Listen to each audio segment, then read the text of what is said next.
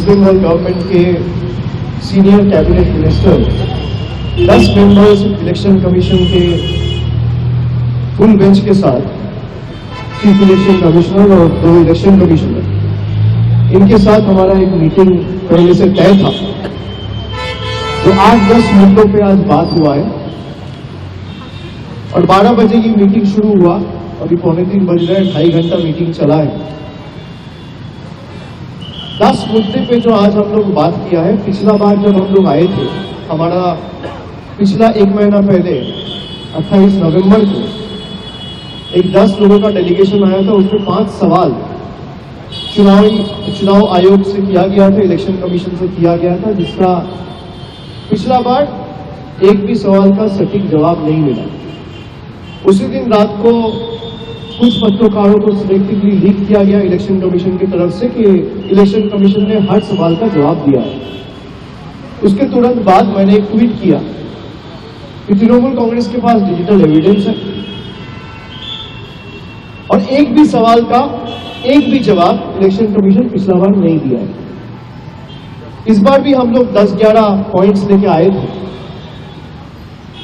और 2-3 पॉइंट छोड़ के कहीं कोई क्लैरिटी नहीं मिला है। मैं उनको एसआईआर पे सवाल पूछता हूं तो वो चले जाते हैं सिटीजनशिप पे। मैं उनको डिलीशन पे सवाल पूछता हूं तो वो चले जाता है इलेक्शन का फॉर्म 7 फिल करो। किसी का भी कोई कॉन्क्रीट जवाब, एक एक इशू जो हम लोग उठाए हैं, मैं सारे पत्रकारों के सामने बताना चाहता हूं।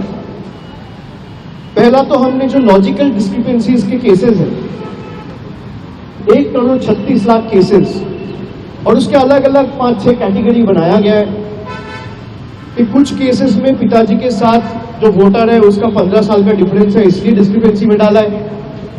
कहीं नाम में कोई स्पेलिंग एरर है इसलिए डाला है, कहीं सरनेम में कोई स्पेलिंग मिस्टेक है इसलिए डाला है, कहीं ग्रैंड पेरेंट्स के साथ कोई एज डिफरेंस है तो डाला है, कहीं एड्रेस में कोई डिफरेंस है तो डाला है।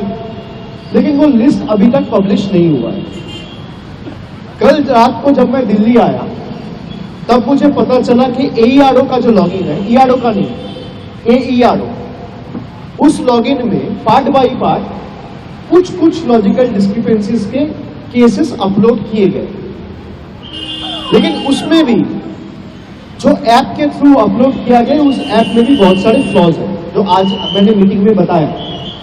जैसे ही आप लॉजिकल डिस्क्रिपेंसीज के कोई केस में जाते हैं तो वहां पे 4 ड्रॉप डाउन आते हैं। एक आता है सेंड टू DEO, एक आता है जनरेट हियरिंग नोटिसेस, एक आता है फाउंड ओके, और चौथा आता है फाउंड इनएलिजिबल। अगर डॉक्यूमेंट सबमिट करने के बाद भी किसी का केस ओके है और फाउंड ओके में दबाया जा रहा है, क्लिक किया जा रहा है, तो भी हियरिंग नोटिसेस जनरेट हो रहे हैं, जिसका कोई जवाब उन्होंने नहीं दिया। उन्होंने माना कि ऐप में हो सकता है कोई टेक्निकल ग्लिचेस हो, लेकिन इसका कोई जवाब हमें नहीं मिला।